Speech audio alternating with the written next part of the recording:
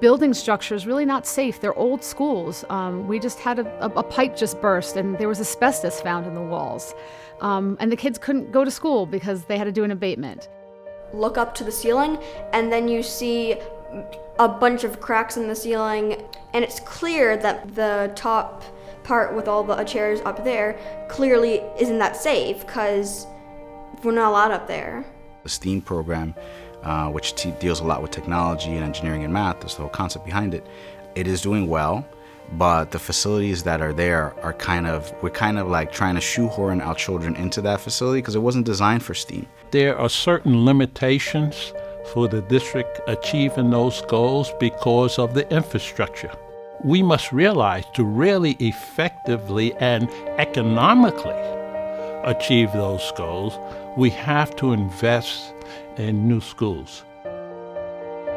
You have all these other communities that have the facilities that those children deserve. Why not our kids? It's time. This community for generations have been talking about consolidating our 5 schools into 3 and bringing all of our schools onto one campus. Finally, we have decided that this is something that we are ready to do. We are putting a $114.6 million capital project before our voters. This plan will have a monthly taxpayer cost of $14 per $100,000 of assessed property value. This is, in essence, an investment in our kids and an investment in our community.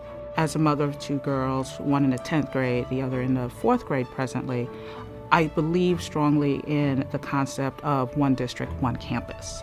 We're going to expand the current Lee F. Jackson by 20 classrooms, which will allow us to have a full early childhood environment for our students from pre-K all the way through 2nd grade. Then what we're going to do is we're going to actually open up a brand new building, grades 3 through 8.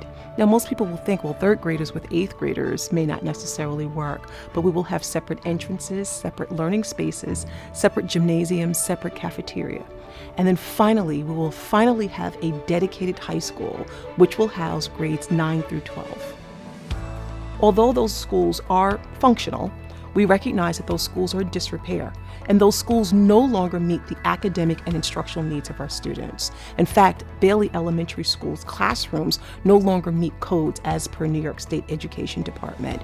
We will offset the cost for any additional repairs needed in the district because we're going to sell those 2 properties.